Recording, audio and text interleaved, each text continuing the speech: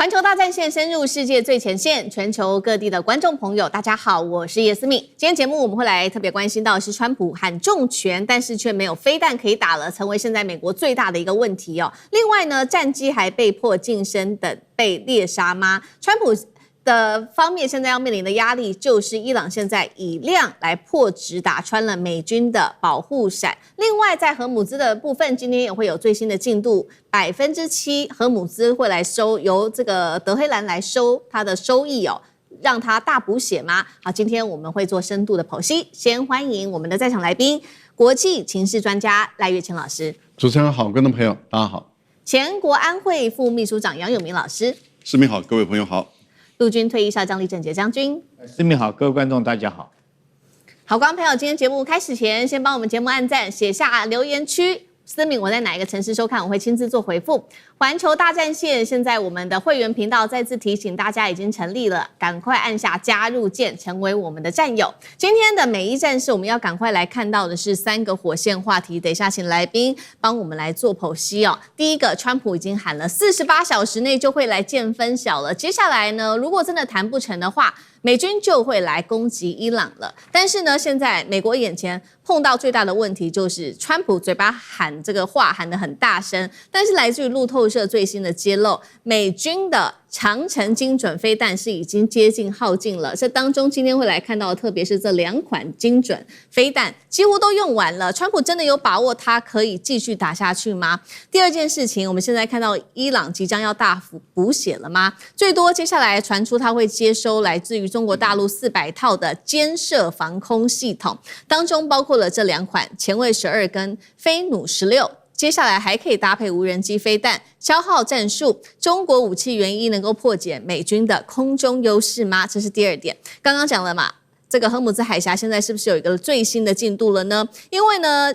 傳出伊朗呢這邊提出了一個建議，就是說接下來船舶可能只能通過伊朗的水域，甚至會收取最高來到了7%左右的一個服務費。美國在這邊施壓了數個月的時間，反而讓伊朗現在取得了荷姆茲的主導權嗎？我們會來一一做解答。好，現在來看到是川普又準備對伊朗重拳了，他甚至預告說，接下來48小時準備好了會見分曉，談得成荷姆茲，我們會把它重新開放起來；談不成，美軍就會再次的對伊朗開轟。那德黑蘭方面呢，我們來看到他怎麼回應。他說，只要美軍再次的攻擊伊朗，不只是美軍基地而已，會遭到報復。接下來包括了，他也點名了幾個地方，像是沙烏地阿拉伯、阿聯跟卡達跟波灣國家，特別他着重在這些很重要的油田跟基礎設施等等的部分哦，還有海水淡化廠都會成為下一個攻擊的目標。現在看起來，這個劇本好像再次的重寫了，是不是？大家還記得嗎？當時在幾個月前，川普也曾經放狠話說要攻擊伊朗的能源設施。然後呢，波灣國家立刻跟美國說冷靜。那川普就是以這個盟友請求的原因停止了攻勢。這一次會不會又上演一模一樣的劇本呢？尤其呢，川普表面上當然要裝一個強人形象啊，但是私底下我們來看到美軍現在面臨最大的問題就是這一些長程的精準飛彈是已經接近耗竭了，包括戰術型的這一種系統武器跟新一代的精準飛彈，我們剛剛特別提到的這2款都已經不夠了。那麼如果當遠程的這些藥庫的庫存出現了枯竭的話，接下來面臨的問題就是說，美軍就要使用他們的戰機或者是轟炸機來開進伊朗比較靠近伊朗的這些防空的範圍之內，對於美軍來說就會變得特別的危險了。而有關於這些飛彈耗盡的問題，有一件事情很尷尬，就是來自於華盛頓郵報在5號當天做了一個報道，他說美國總統對於伊朗戰爭的不滿上周在大衛營是爆發了，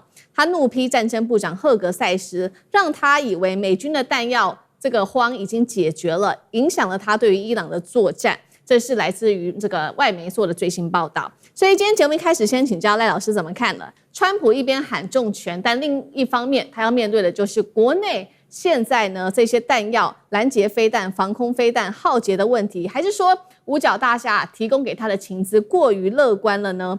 賴老師怎麼看？我覺得五角大廈不會提供過於樂觀的情報資料給總統看啊，因為一般來講啊，這個美國的情報系統，尤其是軍方的五角大廈，他們是比較嚴肅的啊，所以我覺得川普的情報一直都非常清楚，而且不要忘了，這個美國的彈藥不足，這個不是今天才出來的消息，是上個月早就出來了，而且更早以前就已經都一直在強調啊，說美國的彈藥很有可能會不足。他們當時你還記不記得，美國駐聯合國的大使還在罵這個《華盛頓郵報》說，你這個應該要進監牢裡面去。啊，你怎麼可以講我們的彈藥不足，長他人的志氣等等？這代表什麼？這些訊息早就一直往上傳了。我不相信赫格塞斯會攔截這些資料，因為川普的情報不會只有從五角大廈，而且不會只是從這個赫格塞斯來。川普的情報系統是每一天都有《國安日報》要讀的，《國安日報》裡面有情報總監，有國家安全會議啊，他們的秘書。也就是他的白宮安全助理，他們要會診各個單位，他還有陸軍部長、海軍部長、空軍部長，他們都是管這個陸軍、海軍、空軍他們的武器裝備的。所以所有的這些部門，因為參謀長軍人他是管使用，怎麼操作、怎麼使用，部長他是負責後勤裝備，我滿足你的需要。所以有陸軍部長、有海軍部長、有空軍部長，都是文人。那這些情報資料都要往上送的，還有國防部部長情報資料也要往上送的。是，那怎麼可能赫格塞斯一手遮天，我全部攔下來，不讓上面知道？不可能的事情。現在的情況是，川普要故意卸責甩鍋，找這個赫格塞斯來背。赫格塞斯當然要背，而且他一定要整個背下來。背下來以後沒多久，你會看到這段時間不要露臉，這段時間。少出風頭，然後好像就是所有的責任都是他扛了，是他的錯，然後川普都被蒙蔽了。沒多久以後，他又愛死了赫格塞斯了。這個是川普常常過去演的戲碼嘛。有責任就下面背，下面只要不吭一聲，那麼之後他又會擁抱他，又會愛他。這個一定是這樣演的。那如果赫格塞斯頂嘴，那赫格塞斯就準備下台了。赫格塞斯不會頂嘴。他一定會把這個鍋扛進來，等到他真的決裂了以後離開了，他就反罵了嘛。這個美國的政客永遠都是這樣，離開位置以後就全部開始炮火全開，猛攻這個川普，把他的底都泄出來。這是過去的部長被開除以後，他們的最後的反擊都是採用這套。所以事實上是川普在賭什麼呢？賭說我彈藥還沒見底之前，你伊朗就屈服了。所以他本身維持一個用恐嚇威脅，然後又一下子重炮，一下子又威脅，不斷的在這個交叉的進行中，他認為那個伊朗遲早會屈服，他認為，但是很明顯的是他判斷錯誤嘛，因為伊朗就是不屈服嘛，伊朗不屈服，你也不敢出動地面部隊，那你只能用轟炸的方式，最後你的彈藥當然就見底了，再加上。美國的國防工業，它現在的稀土的存量不一嘛，有的夠，有的不夠。可是你要做成1枚導彈，你的稀土全部都要齊備的，因此它的生產量也供應不上去，生產供應不上消耗，再加上其他的戰區的司令根本不願意把它的這個家底拿出給中央司令部用嘛，並不是說美國真的是都沒有了。你現在問題是太平洋戰區的司令帕帕羅願意把他的導彈丟給中央戰區來使用嗎？歐洲戰區願意給中央戰區來使用嗎？如果他們一旦把他們的庫存的都丟給他來使用，一旦你在亞太地區被中國大陸知道了，或是被他的敵人知道了，他在亞洲開一個戰場，在歐洲開一個戰場，那這些司令不是下台，他們才不會把他們的家底洩出來。所以現在缺的是中央司令部，不是美國整個彈藥庫存不夠。好，所以我們看到現在美國面臨最大的問題，尤其是特別在中東地區，現在呢彈藥不足的問題，而且生產也來不及。那另外一邊，那美國接下來怎麼辦呢？如果川普他很強勢的說，不管怎麼樣，我就是要做進攻，那彈藥不足，他們接下來會怎麼做？我們也進一步做一個預測，他勢必要加強的就是他的戰機跟轟炸機，接下來出動的比例就會提升了。那這些戰機跟轟炸機，他們就必須要更深入，因為沒有飛彈了。到這個伊朗的領空，或者是靠近它的防空武器的射程，才能去投飛彈。一邊是美國的進攻，希望能夠持續擴大，但是另外一邊，伊朗方面的手勢現在也持續的擴大，而且還有了其他國的幫忙嗎？這是來自路透社的最新爆料說，伊朗可能接下來在幾週之內就會來接收來自於大陸的陸制的這些肩射防空飛彈，最多說可以達到400套的人攜式防空系統。好，型號的部分有2款，帶觀眾朋友來看。第一款叫做前衛12，第二款叫做飛弩16。這些的優勢就是說，它主要是打這些低空來的直升機、無人機、巡弋飛彈、戰機等等，所以補足了伊朗在低空這邊過去比較不足、比較弱的一個防空的武器。那外媒也預估了說，伊朗現在讓美國真正痛苦的關鍵，還有它是以量來破質，它發射大量的低成本無人機、巡弋飛彈、彈道飛彈，消耗美軍這些價值數百萬美元的攔截彈。酈將軍怎麼看目前伊朗的攻勢？我怎麼看？我現在就一句話哈：川普投降，油價正常。如果川普我想這場仗應該到現在為止應該看得出來，這個美軍來講可能打不下去了，不管是彈藥不足或者是士氣低落哈，然後美國自己要面臨國內政治上的壓力，所以說我認為川普這個當然他不願意承認說用投降2個字了。可是現在看起來，他這個不斷的退縮，從原來設定的戰略目標，這個要伊朗推翻他的神教政權，然後讓伊朗不能發展核子武器哈，叫伊朗不能發展對以色列可以攻擊到的長程彈道飛彈。看起來這3個目標不但都不能夠達到，反而這個原來荷姆茲海峽可以自由通行的，現在變成這個美國來講的話，只要以能夠恢復荷姆茲海峽能夠自由的通行這個最低的要求，我看現在都做不到了。所以我特別要講，現在只有一件事情，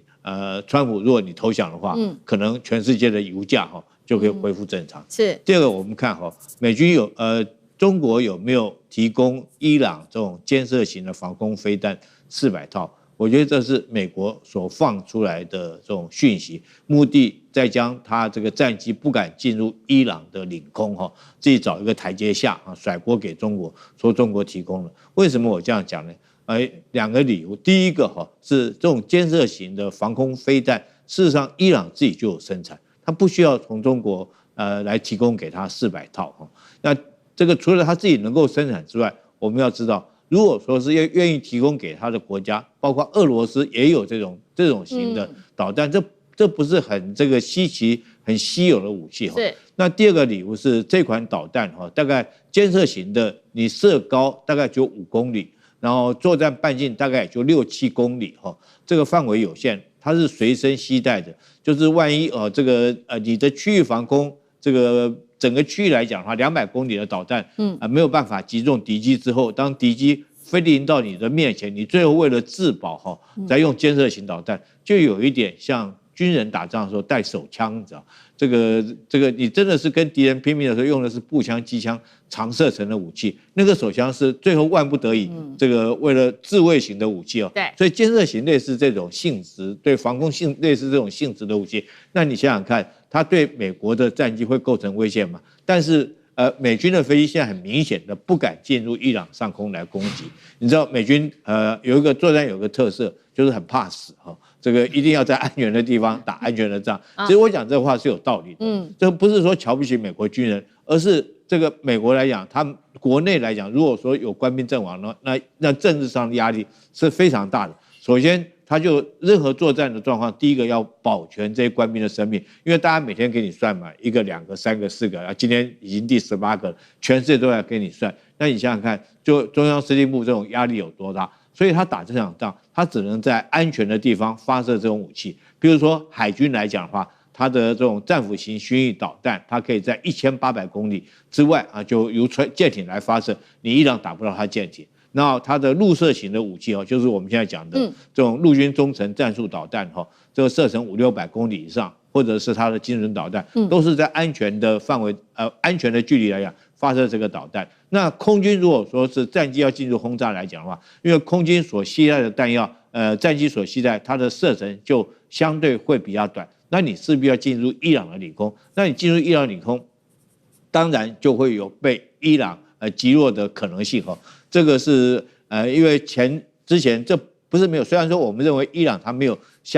它沒有戰機，也沒有這個高階的防空導彈，但是它依然可以擊落美軍的戰機。怎麼擊落到現在是一個謎哈，因為美軍的有一架 F-15戰機不是在那邊被擊落，為了他們去救那個自己還損失很多架飛機。那到底什麼擊落不曉得，可是只要有一架戰機被擊落，美軍的飛機就不敢進去。所以現在美國只能這個凌空去打。那在這種狀況下，你又不敢真的是深入，只能靠空軍轟炸，我覺得結束不了這場戰爭的。好，這個一方面是陸地上我們要關注會不會引爆下一場戰爭，那另外在荷姆茲海峽也是同時美伊現在最在意的議題。那先前伊朗跟阿曼不是在談嗎？接下來是要共管還是說怎麼樣處理？那現在有一個最新消息是伊朗要求接下來這些船只，來自於路透社的報道，2個要求。第一個，這些船只要是進入或者是離開波灣地區的話，要通過伊朗的水域，就是由伊朗自己來主導了。那第二件事情是，伊朗要求通行的船舶收取服務費，那麼比例可能是高達貨物價值的5%到7%左右。意思是說，伊朗現在已經制度化的要去管理荷姆茲的意思嗎？楊老師怎麼看？我算了一下，如果是5%的話，裝滿原油最大的油輪，它叫 VLCC， 大概可以裝200萬桶。那以現在的油價大概是80塊美元嘛，所以一艘船的原油的價格大概是1.6億美元，不少。那如果是5%的話是多少？是800萬美元。7%的話就1120萬美元。那過去在戰爭之前，每天經過荷姆茲海峽出去的大概是2000萬桶原油，所以大概就10艘最大的 VLCC， 那就是至少一天它光是原油的收入，如果照7%的話呢，它就可能來到了將近有1.1億美元。這只是原油、天然氣、大宗物資，這些都是一樣，要算錢的話，這是個不得了的生意。阿曼怎麼可能拒絕？伊朗怎麼可能抗拒？你就算打個對折也不得了。那伊朗為什麼要這個東西呢？其實就展現，一方面是展現他控制荷姆茲海峽的能力，二方面當然這個收入對他自己的經濟重建、政權掌控有很大的幫助。那能不能夠這麼做，這已經不是國際法的問題，這已經是在這一次美伊戰爭之後，伊朗他覺得他有權利這麼做。因為他要掌控這個荷姆茲海峽，美國能不能夠拒絕？美國大概可以持續的跟他在這種拉鋸，就是說希望其他的船只照美國的指定走靠阿曼這邊的航線。那你就看到過去這段時間，伊朗就打，伊朗就教訓。那阿曼現在也了解到了，其實你怎麼去弄，除非美國要把這整個附近的島嶼，那個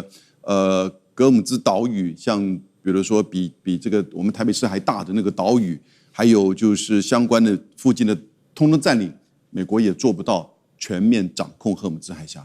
所以呢，這樣子的情況，阿曼現在大概也看清楚，與其抗拒的，不如跟他合作，自己也賺一筆。那因此，我覺得，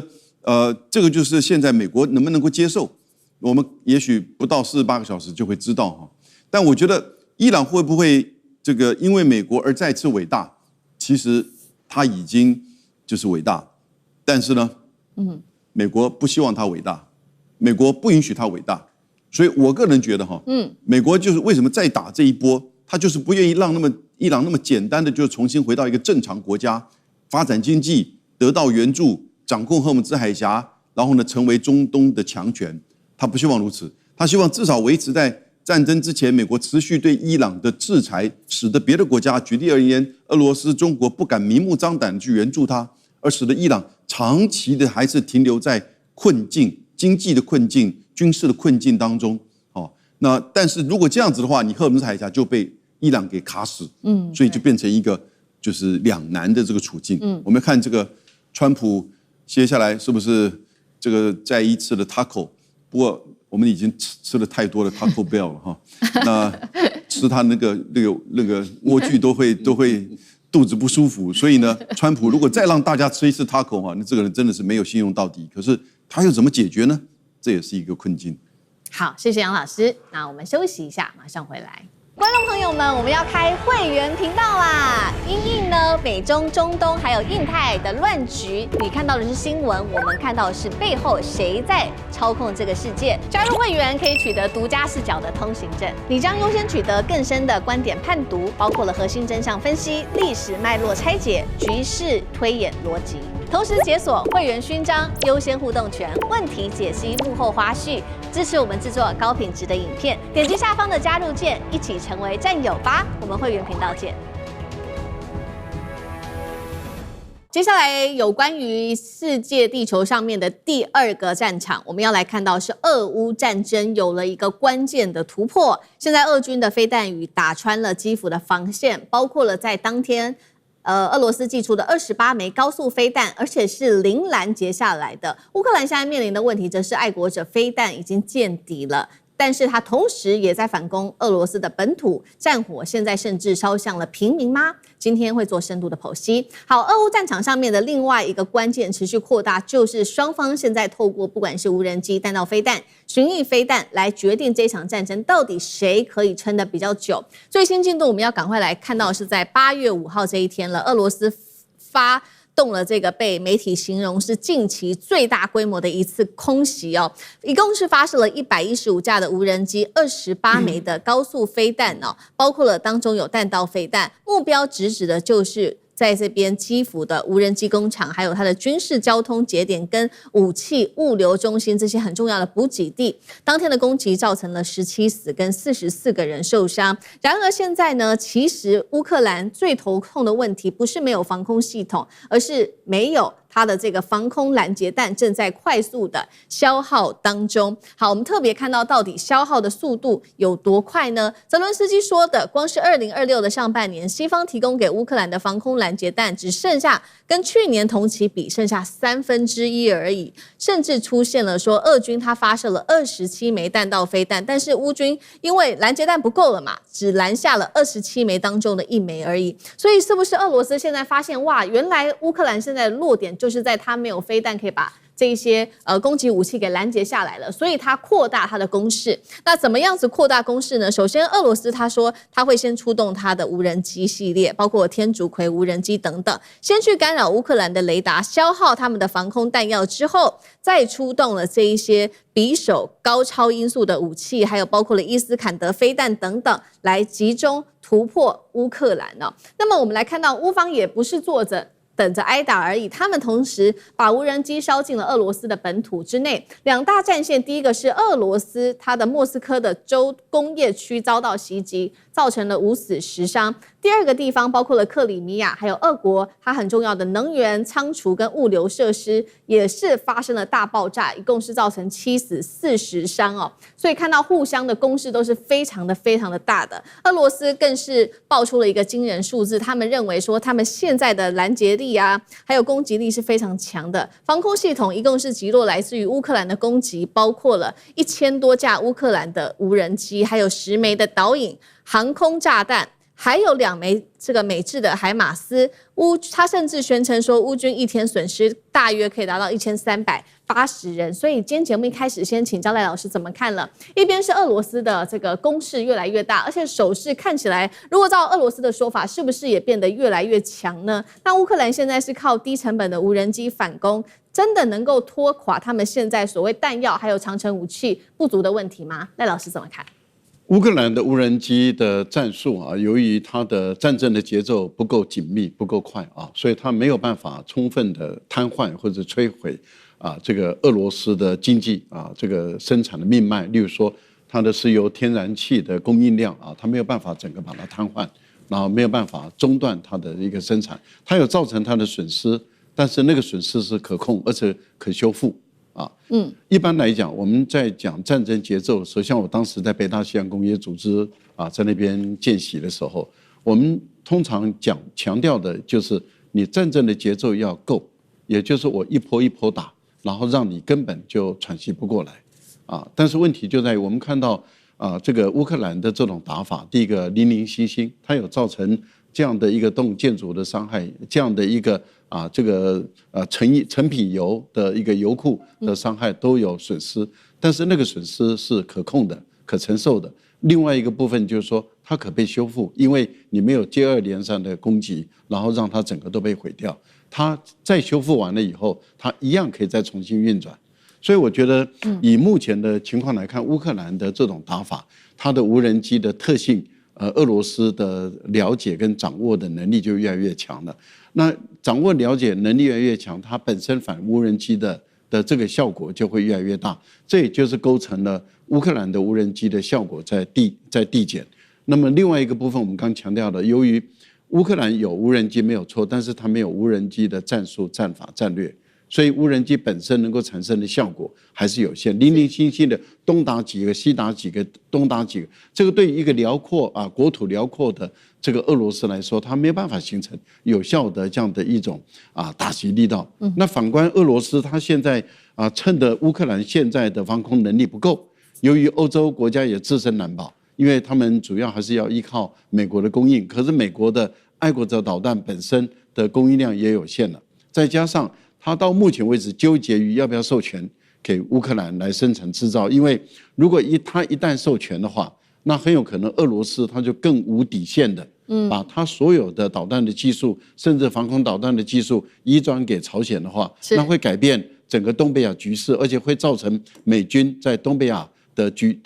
軍事基地更大的傷亡，因為美軍在韓國、在日本的軍事基地跟部署的人數是多的，更何況如果朝鮮的這種導彈的精準度越來越高，而且速度越來越快，甚至朝鮮的防空能力越來越強大的話，這個對於美國在東亞地區也都陷於不利的地步。所以對美國來講，川普到底要不要授權給這個烏克蘭自己去發展出愛國者導彈，他也是在糾結。那以現在烏克蘭剛好沒導彈，那他當然就是任俄羅斯怎麼挨打嘛。可是不要忘了，最新的消息是烏克蘭放出來的消息，就是朝鮮把他的這個火星10跟11B A 跟 B， 它都送到烏克蘭送到俄羅斯去了。目前組建的一個導彈旅，那這有120枚到150枚左右的這個導彈，那這個對於烏克蘭來講絕對不會是好消息嘛，因為它即使精準度不夠高，但是它的戰術靈活性，還有它的這個彈藥的爆炸性的威力是強大的，它不需要很準了，所以它只要造成廣大的平民百姓的死亡就行了。所以我個人覺得，俄羅斯使用這個朝鮮這個權力的一個供應的導彈來講，這個對俄羅斯對烏克蘭來說也是不可承受的這樣的痛嘛。好，一邊是我們看到烏克蘭現在面臨的問題有缺乏導彈，那另外一邊等一下也會請酈將軍來幫我們分析俄羅斯它現在的攻勢到底是什麼。那我們也看到說，現在呢整體來說，俄羅斯其實對於烏克蘭來說形成了一個新的地面作戰的模式哦。而過去俄羅斯是大量投入正面來攻堅的，但是他現在採取的戰術是空中先削弱，地面再做蠶食。好，先利用無人機、滑翔炸彈、飛彈摧毀烏軍的補給線、交通節點跟後勤的基地，然後再讓地面部隊來做推進，避免大量的正面的衝突造成傷亡哦。另外就是現在俄羅斯特別使用去改造了這個伊朗它的見證者無人機，去把它升級之後，再把它放回戰場當中，這也是它另外一個非常重要的一個戰力之一嗎？那酈將軍怎麼看？那你知道西方兵聖克勞塞維茲他講了一句話：戰爭最終的目的是要屈服敵人的戰鬥意志。所以我們看到俄烏雙方來講，現在用大量的空中攻擊，不管是用的是無人機或者是導彈，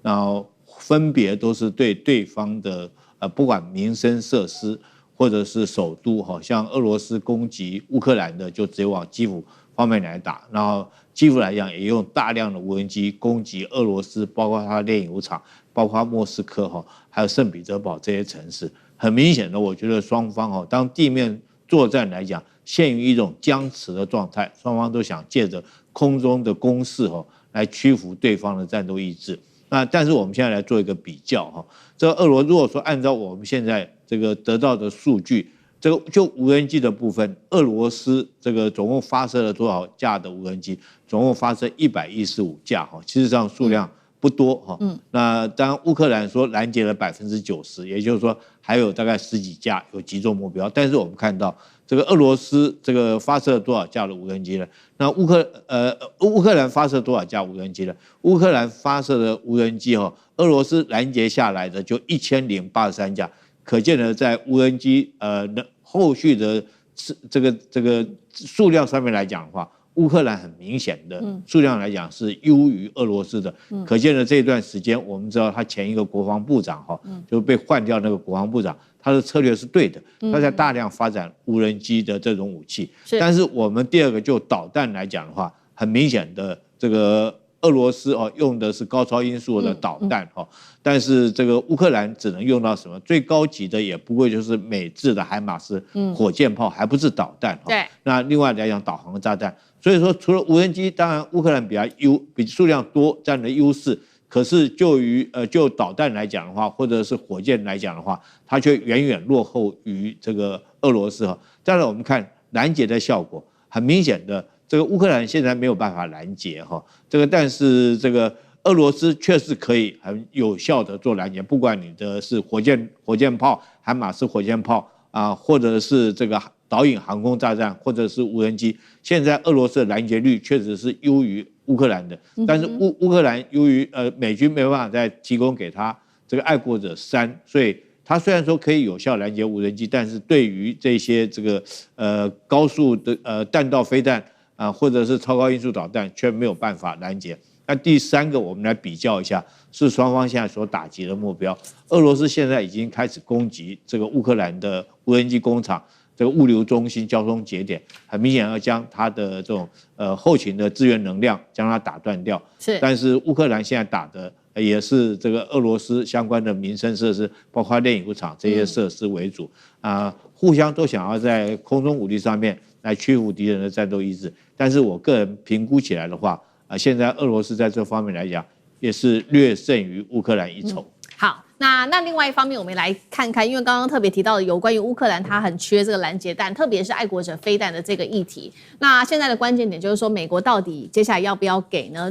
如果給跟不給，其實都會很嚴重的影響到烏克蘭現在基輔的一個進度缺乏了防空攔截飛彈的話，它就無法補充那麼基輔的壓力只會越來越大而已。那接下來怎麼辦呢？就是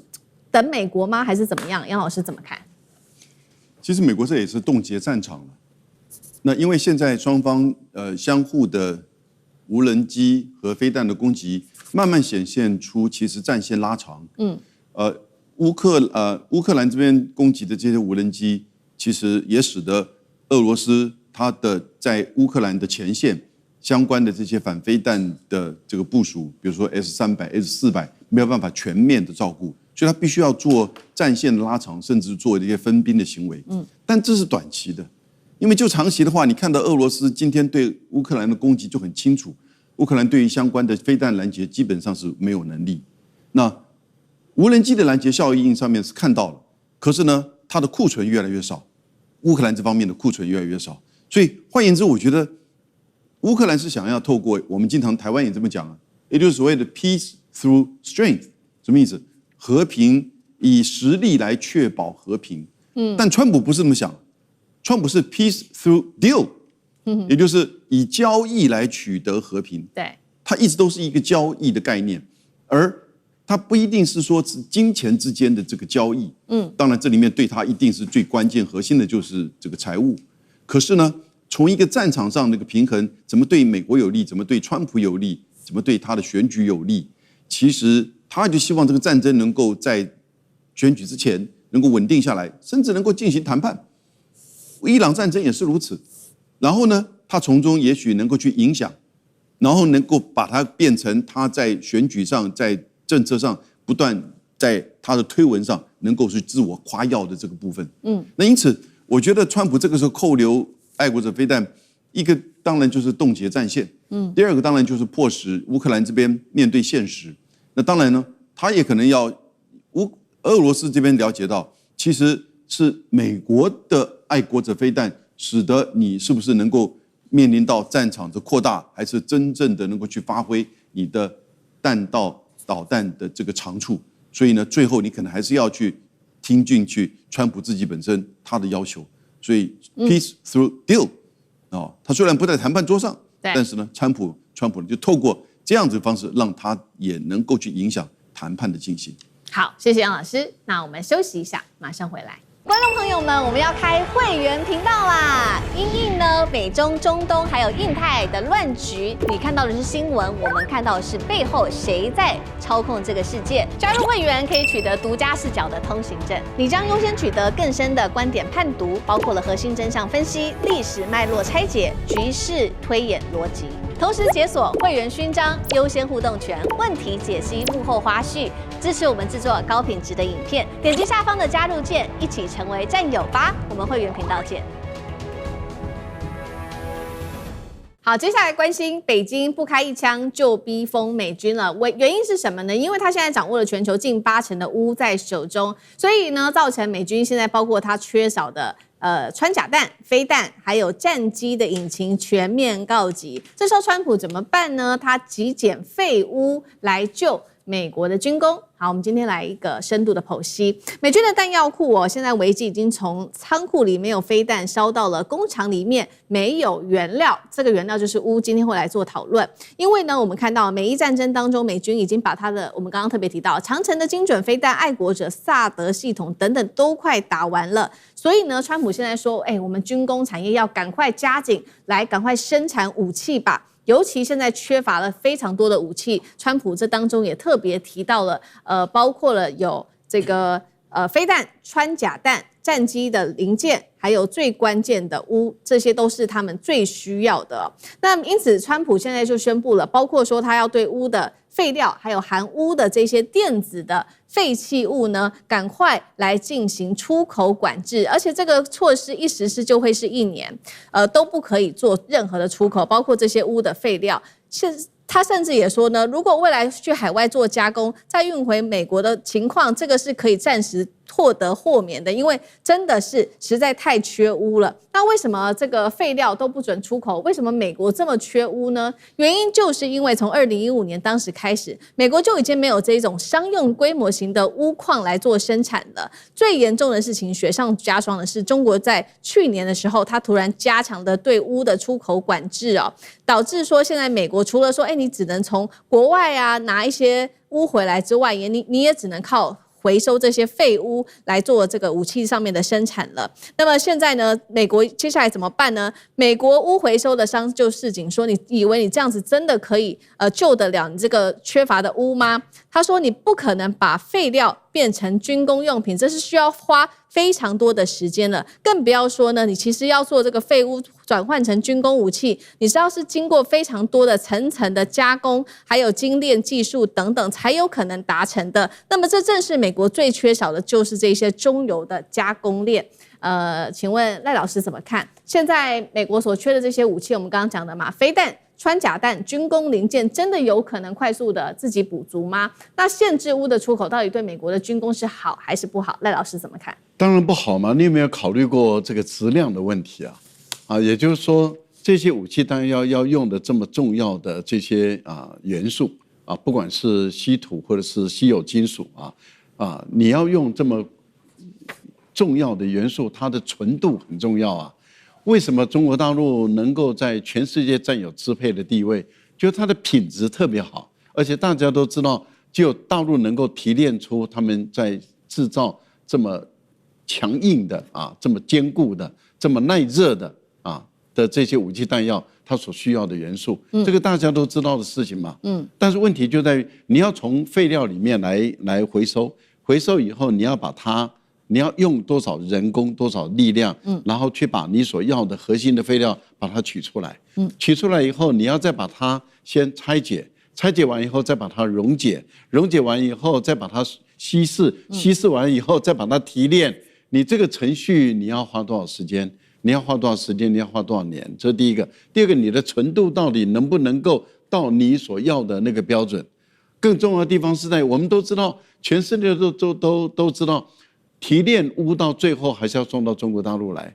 那你今天你說把這些已經被污染或者被使用的，然後你再把它還原成為純粹的烏粉，你有這個本事嗎？這個是不是還要送到中國大陸來進行最後的加工？如果說不要，那你就說，那我就把这個有瑕疵品或者是說成分不足的這些鎢，我把它拿來做彈藥。那你這個時候你彈藥會不會發生膛炸？會不會發生它的抗耐熱不夠？會不會發生它的硬度不夠等等的？然後會不會造成最後的軍隊買到的用到的一批是有問題的這個彈藥？這個彈藥以後的保存，我按照我常規的方式來保存，會不會造成問題？溫度一高或者一冷，會不會出現什麼地方？會不會出現什麼狀況？例如說我在船艙或是在坦克艙裡面，溫度一升高以後，它會不會造成溶解？會不會造成爆炸？會不會造成我自己本身坦克的問題？這些都是未知數。為什麼？因為你的原料都變了嘛，你的原料已經不再像過去我說，我這個純度这麼高，我當初用這麼高的純度的鎢，我摻多少進來，然後我再加上多少元素進來了以後，我做成為這個武器。我現在用的都是有瑕疵的東西。對，所以我覺得美國人真的是已經是窮途末路了，他不知道怎麼辦了，但他還是需要武器。他不知道怎麼辦，他需要武器，然後他又不肯跟中國大陸和解。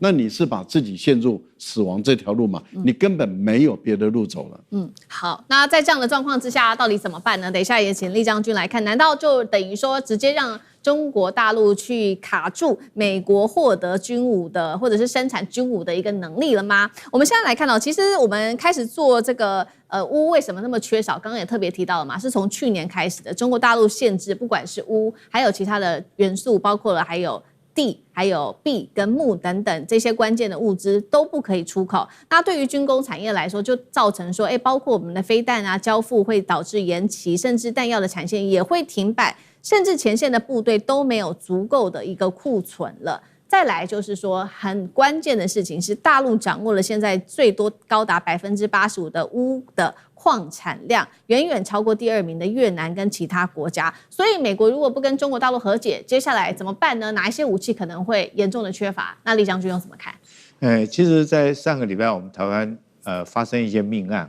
在屏東，一個姓黃的老闆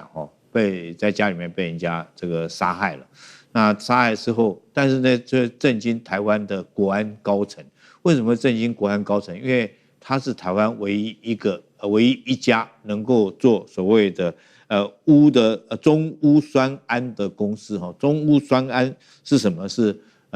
就是因為你所有鎢礦要經過中鎢酸銨之後，然後生產改成中鎢酸銨之後，你才可以提煉成為鎢粉哈。所以這中間這個過程，那台灣只有這麼一家他會做。那這個人發生命案以後，那國安高層就馬上聯想到，是不是你這個牽涉到國安的問題？那後來當然事實證明不是了。目前水落石出，這個命案純粹是他個人的這種，不管是感情或者是其他財務的問題。可是我們從這件事情就可以知道這個一個中鎢酸銨生產這家公司的老闆發生命案會引起國安高層的重視，就表示鎢這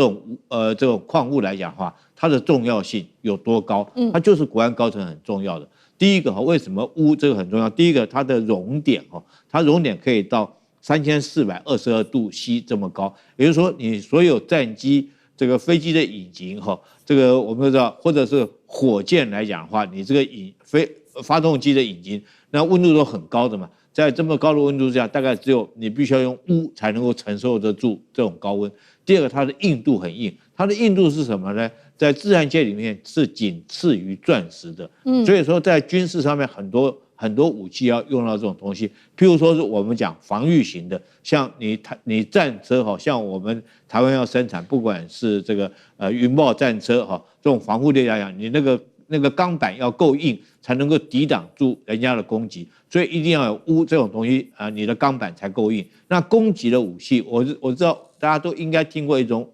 武器這個戰車現在發射的炮彈它不像說以前的穿甲彈以前穿甲彈它是利用火藥的力量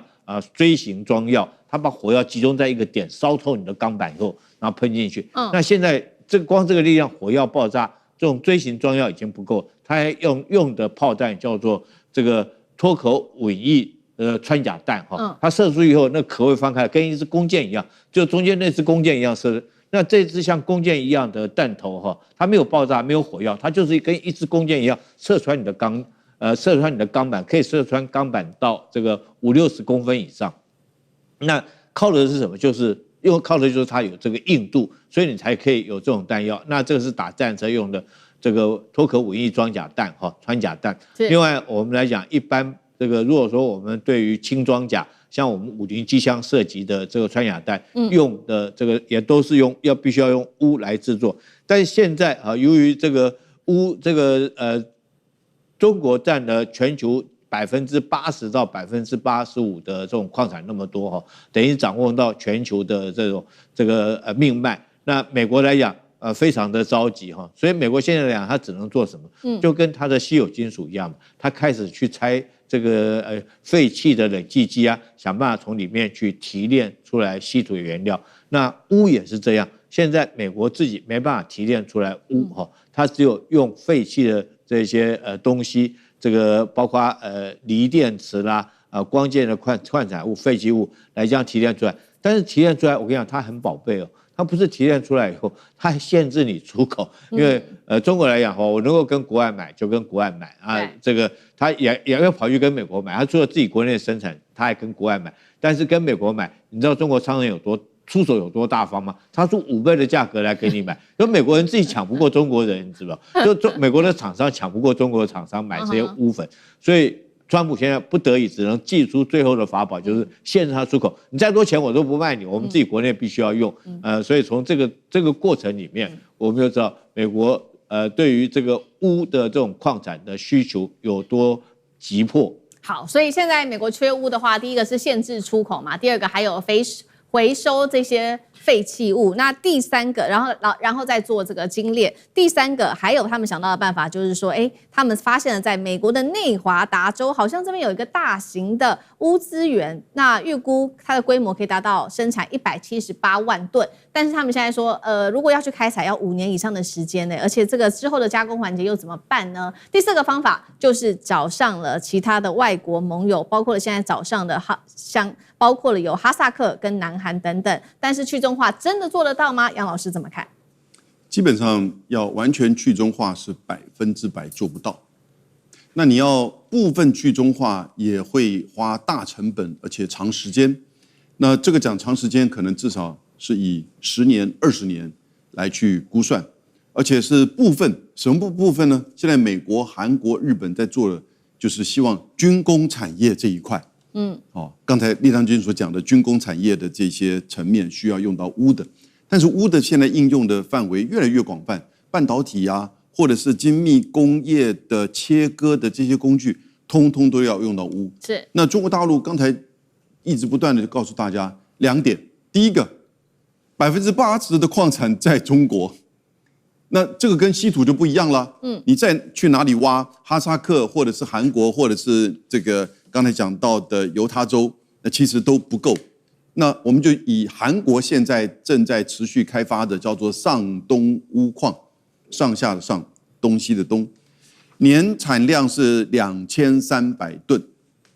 中國大陸幾萬噸，對不起，每個月的產量2300噸，中國大陸是數萬噸。那2300噸，它可以大概滿載的話來到1倍，4600噸。而這裡面呢，很清楚。90%的礦被美國的軍工產業給訂走，在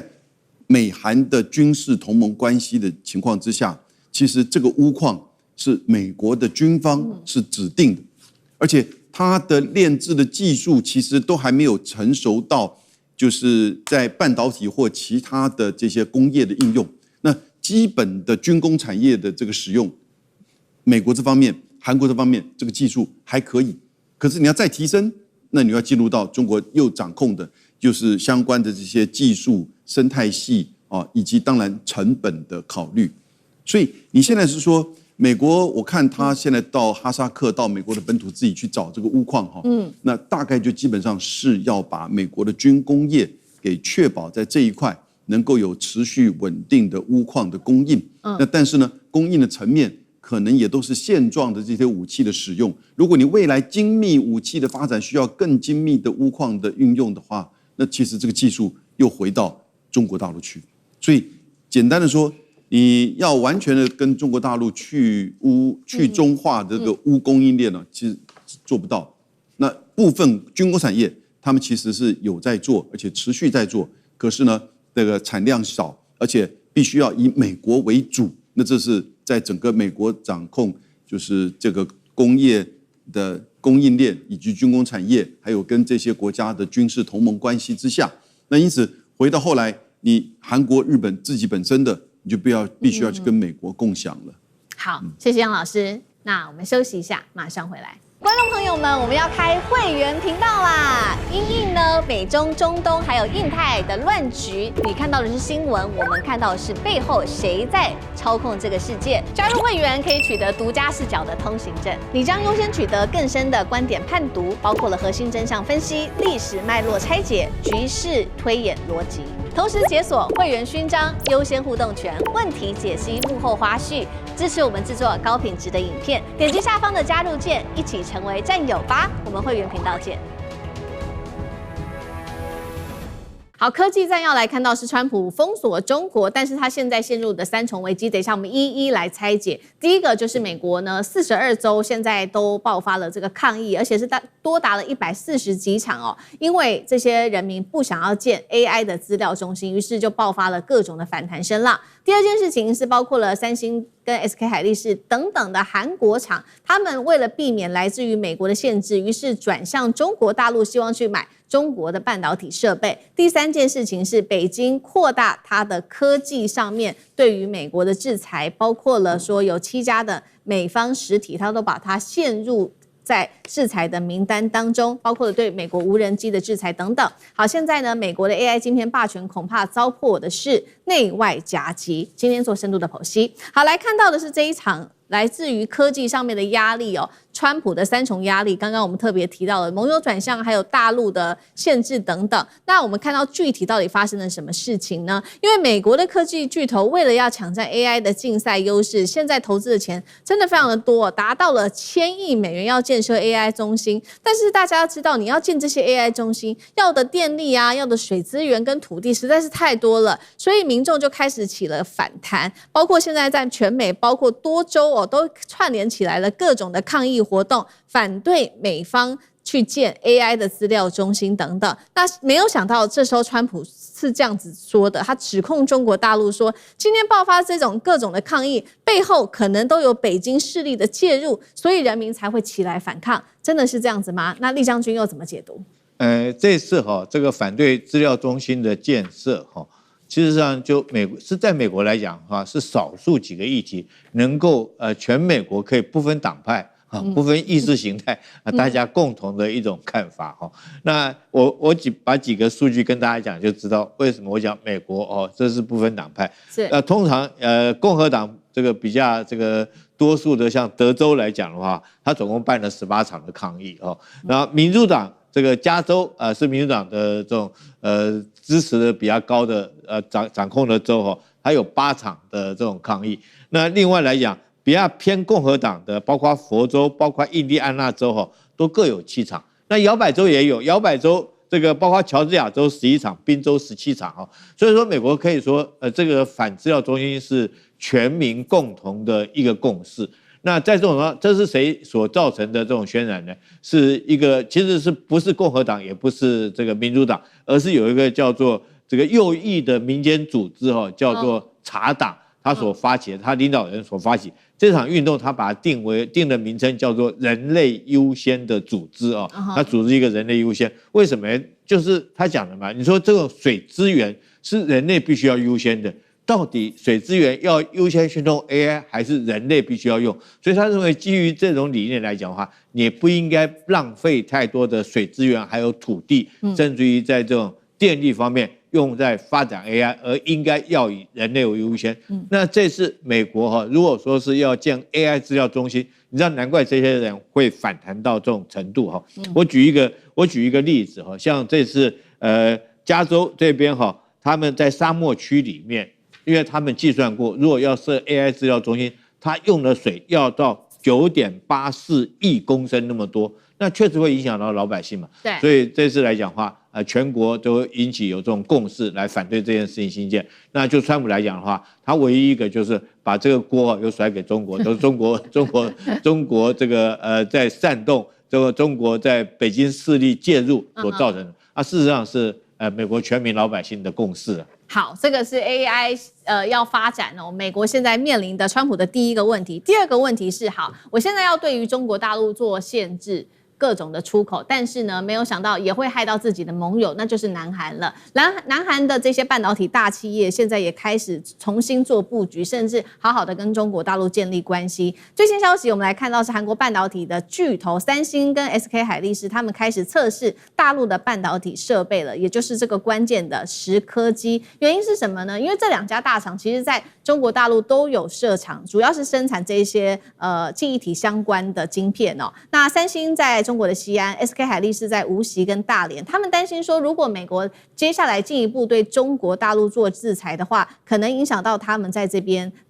後續拿到美國設備的這些維護跟產能的擴張。於是呢，他們轉而希望能夠跟中國大陸的這些廠商來自己去買設備，而不再跟美國買設備。那另外一件事情，美國盯上的還有要对中國大陸的這個光模組來課徵這些關稅，也就是不讓它來進口。光模組現在中國大陸在全球的市占大約是56%而已。那如果美國真的做了一個出口的限制，他們靠自己的話，需要2年時間才能補上缺口。這樣子對自己真的好嗎？楊老師怎麼看這兩件事情？我在這裡也提過，過去美國科技戰對中國是希望把中國的工業打壓，然後成為一個孤島。那以美國的技術領先的這些不管是成品、技術設備、零件，甚至人才，那開始呢對中國進行一些圍堵、隔離、打壓。那希望中國的整個科技發展能夠慢下來。但這10年呢，這個孤島化現象反而是美國了。因為一方面是中國自己本身的技術突破、自主的發展，另外一方面呢是整個供應鏈、市場以及成本的考量，反而是加速了美國自己不得不把自己的邊境，比如說關稅這個高築，然後呢出口管制、進口管制，現在一切都開始採取更多的進口管制。韓國的這2家廠商本來在美國的科技戰之下，他都用美國的這個廠商的一些設備，比如說應用科技啊等等之類的。結果現在美國更擴大它的出口管制，韓國為了要求生存，而且韓國為了求中國市場整個全球南方市場，它當然就開始要運用中國自己本身的這些這個設備。而這10年中國技術的發展也突破成熟的這個製程也完全沒有問題。那當然對中國而言這是個機會，為什麼？你進入到全球大廠的供應鏈，更加的去檢驗你的產品的這種適用性。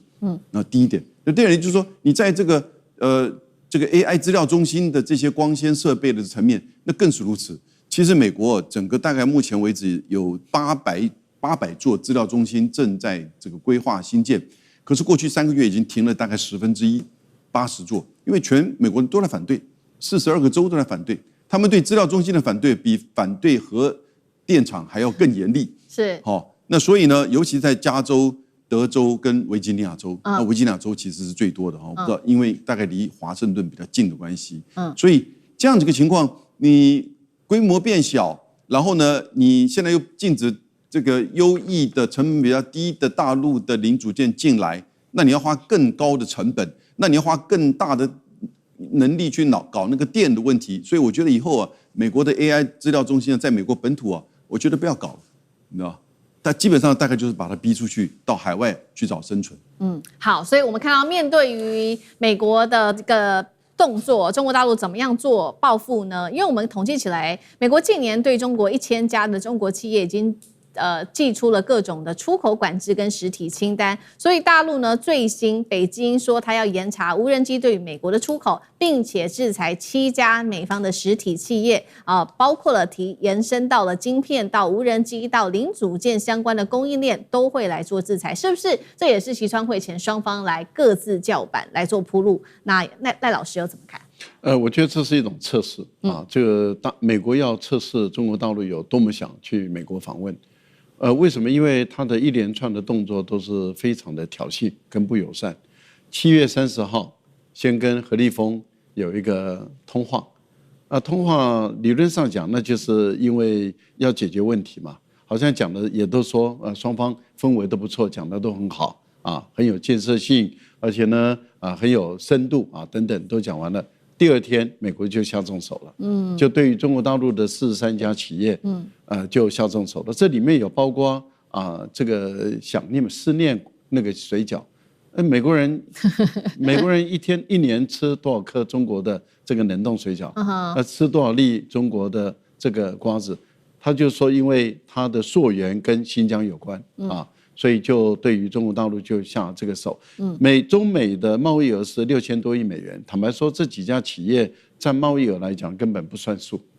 根本看不上眼。但是這個是挑釁性極強，羞辱性極強，非常不友善。也就是說，把拜登時代的這個新疆的問題再重新拿出來，因為這個法案是2021年的時候拜登時代弄的一個法案嘛。然後現在把它重新拿出來對中國大陸，那就要看你本身的反應是怎麼樣，也就是說看看你中國大陸是有什麼樣的一個反應。大陸沒幾天，你看，就下重手了，我們叫施重拳。這重拳第一看起來你覺得就有7家企業好像不怎麼樣，現在的訊號是說，只要為美國政府